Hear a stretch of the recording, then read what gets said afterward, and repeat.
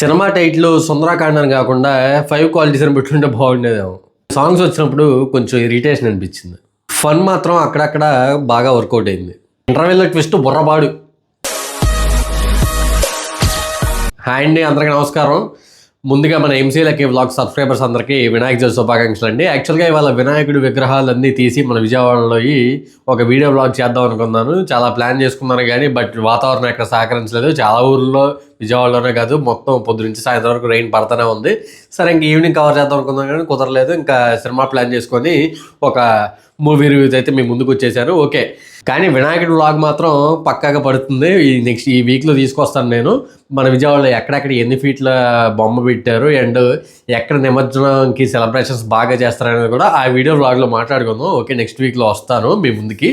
Okay, ఇంకా Sundarakanda cinema గురించి చెప్పాలంటే సినిమా అయితే ఓకే అండి, పర్వాలేదు, బాగానే ఉంది. ముందు వీడియోని ఒక లైక్ చేసుకోండి. మీరు సినిమా చూస్తే మీకు ఎలా అనిపిస్తుంది కామెంట్ చేయడం మాత్రం మర్చిపోకండి. మన ఛానల్ ఫస్ట్ టైం చూసినట్లయితే సబ్స్క్రైబ్ చేసుకుని బెల్ ఐకాన్ కూడా ఆన్లో పెట్టుకుని నా ఫర్దర్ వీడియో అయితే మిస్ అవ్వకుండా చూడొచ్చు. ఓకే, ఇంక వీడియో దగ్గర ఫ్రెండ్స్, ఇంకా స్టోరీ విషయానికి వస్తే మనోడికి ఒక 5 క్వాలిటీస్ ఉండే అమ్మాయినే కావాలనుకుంటాడు. అలాంటి అమ్మాయినే పెళ్లి చేసుకుందాం అనుకుంటాడు. ఆ 5 క్వాలిటీస్ ఏంటి అనేది మీరు సినిమాలో చూసి తెలుసుకోండి. అయితే మనోడికి అనుకోకుండా ఆ 5 క్వాలిటీస్ ఉన్న అమ్మాయి అయితే దొరుకుతుంది. ఇంకా అమ్మాయిని పెళ్లి చేసుకుందాం అనుకుంటాడు.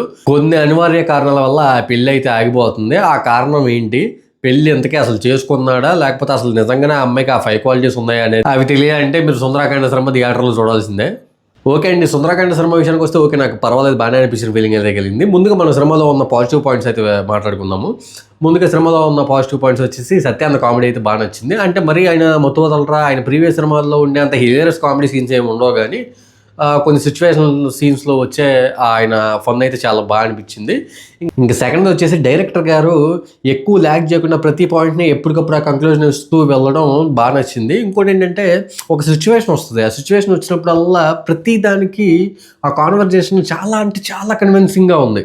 చూసే ఆడియన్స్కి అయినా ఆ క్యారెక్టర్లో ఆ మాటలకి మనం చాలా అంటే చాలా కన్విన్స్ అవుతాం. అది చాలా బాగా అనిపించింది. లాజిక్ కూడా ఎతకలేము, అలా ఉంటాయి ఆ మాటలు. చాలా బాగా రాసుకున్నారు, డైలాగ్స్ కూడా చాలా బాగా అనిపించినాయి. ఇంకా ఆ తర్వాత బ్రదర్ అండ్ సిస్టర్ సీన్స్ కొన్ని ఫన్నీగా బాగుంటాయి. ఆ తర్వాత నారాయణ గారి కామెడీ టైమింగ్ కూడా బాగానే అనిపించింది. అంటే మరీ సోలో సినిమాలో జో అచ్యుతానంద నా ఫేవరెట్ సినిమాలు ఆ సినిమాలో ఉన్నంత కామెడీ టైమింగ్ లేదు.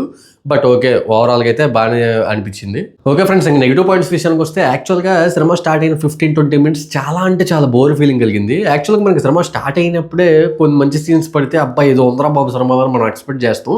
స్టార్టింగే బోరింగ్ సీన్స్, అబ్బా మనం చాలా సినిమాల్లో చూసాం కదా, అదే సాంగ్ అదే ఫైట్ ఏంటి అంటే యాక్చువల్గా కమర్షియల్ సినిమానే, బట్ చాలా సినిమాలో చూసిన ఫీలింగ్ కలగడం వల్ల ఇంకా చాలా బోరింగ్ ఫీలింగ్ కలిగింది. ఇంకా 20 మినిట్స్ తర్వాత సినిమా అలా స్టోరీలోకి వెళ్ళడం, ఇంకా ఆ తర్వాత ఇంకా అలా ఓకే మంచిగా ఎండ్ అయింది. ఇంకా సాంగ్స్ అయితే మనకి స్టోరీ చక్కగా వెళ్తూ ఉంటుంది, స్పీడ్ బ్రేకర్ లాగా ఎదురవుతాయి అనమాట. కొన్ని సాంగ్స్ ఏమైనా బాగున్నాయంటే అవి కూడా అసలు నాకు నచ్చలేదు సాంగ్స్ ఏమి. ఫస్ట్ వచ్చిన శ్రీరామ్ సాంగ్ చెప్పాను కదా, ఆ సాంగ్ అయితే ఒకటి బాగుంది. ఆ తర్వాత వచ్చిన సాంగ్ ఒక 2 సాంగ్స్ బాగున్నాయి. మిగతా 3 సాంగ్లు మధ్యలో ఎందుకు వచ్చి అర్థం కాలేదు. ఆ పాటలు కూడా పోనీ ఏమైనా బాగున్నాయంటే అంత గొప్పగా కూడా లేవు. బీజిఎమ్స్ కూడా అంతగా అయితే ఆకట్టుకోలేదు, ఓకేగా ఉన్నాయి. గారిని ఇంకొంచెం ఎక్కువగా ఆయన వాడుకుంటే బాగుండి అనిపించింది. అంటే ఆయన ఒక ఫ్రెండ్ క్యారెక్టర్ లాగా ఉన్నారు కానీ మంచి కామెడీ ఎక్స్పెక్ట్ చేశాను నేను ఇంకా, బట్ అంత కామెడీ అయితే ఎక్కువ లేదు.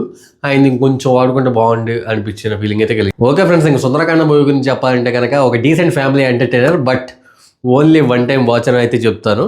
ఇంకా ఎలాగో పిల్లలకి కూడా హాలిడేసే, ఫెస్టివల్ వినాయక చవితి అండ్ తర్వాత వీకెండ్, ఎలాగో బయట వర్షాలు, స్కూల్ కూడా హాలిడేసే ఉంటాయి కాబట్టి ఒక చల్లని సాయంత్రం సరదాగా సినిమాకి వెళ్దాం అనుకుంటే కనుక సుందరకాండ సినిమాకి అయితే వెళ్ళండి. ఫ్యామిలీ ఆడియన్స్ అందరూ చూడదగ్గ సినిమానే కాబట్టి మీకు సజెస్ట్ చేస్తున్నాను.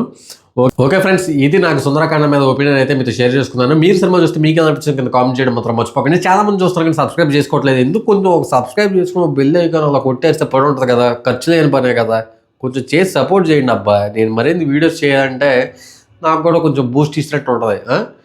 సబ్స్క్రైబ్ చేసి బెల్ ఐకాన్ కొట్టి ఆ పనిలో ఉండండి మీరు. నేను నెక్స్ట్ వీడియో ఏం చేయాలని నేను ఆ పనిలో ఉంటాను. ఓకేనా, నెక్స్ట్ వీడియో వ్లాగ్లో మళ్ళీ కలుద్దాం. Until then take care, bye, love you all.